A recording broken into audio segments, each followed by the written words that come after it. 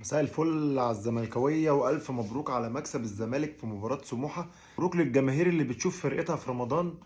الزمالك على غير العادة بيبسط جماهيره في رمضان على غير العادة. الله أكبر على اللعيبة النهاردة. تعال بص معايا كده على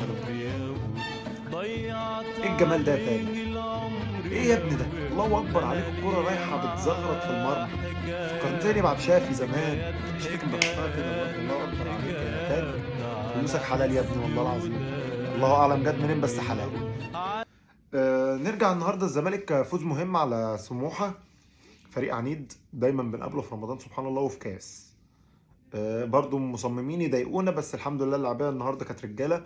طريقه اللعب بدات توضح، اللعيبه بدات تفهم بعض اكتر.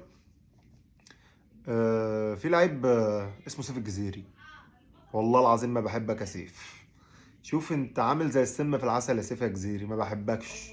تعظيم سلام لعم مصطفى شلبي. إيه الجمال ده يا ديشا؟ ايه الحلاوه دي يا ديشا؟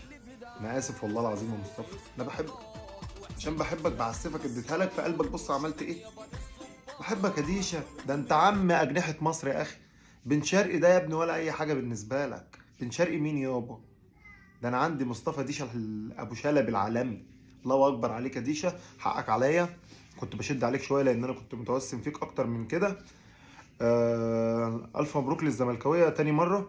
الماتشات يا جماعه طول ما انت بتكسب في الملعب ربنا هيكرمك، واللعيبه بتاعتك هتنسجم اكتر. دعوه بقى لا ببيانات ولا بخصم نقاط. خليك في الكوره زي ما انت، ركز في الكوره ربنا هيرضيك. مالكش دعوه، لازم اللعيبه بتاعتنا تقفل على نفسها. ركز، مالكش دعوه مين راح فين مين جاي منين. الفرقه الفلانيه هتلعب، الفرقه الفلانيه مش هتلعب، مالكش دعوه. خليك في حالك. وجماهير الزمالك يعني بناشدكم يا جماعه، خليكم في فرقتكم.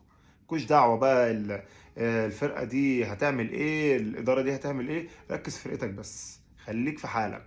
زي ما قلت لك امبارح، ركز في الملعب. دوس على الفرقه اللي قدامك، سجل هدف واتنين. صدقني لو كان الحكم مين مش هيقدر يجي جنبك خلاص، ما هو هيظلمك في لعبه انت بتعوض باتنين. ولا ايه؟ انا بشوفها كده. في النهايه عايز الفيديو ده ان شاء الله يلف على كل الزملكاويه ويفرح الزملكاويه بفوز النهارده. ان شاء الله المباراه الجايه هنقابل تقريبا يا سيراميكا يا الجونه. ان شاء الله ربنا كريم وهنفوز. ان شاء الله ننافس السنه دي، ننافس على كل البطولات اللي بنشارك فيها. وطول ما اللعيبه رجاله احنا في ظهرهم. طول ما مجلس اداره الزمالك بيعمل حاجه ايجابيه صدقني هنلاقينا في ظهرهم. يلا مساءكم سعيد. باي.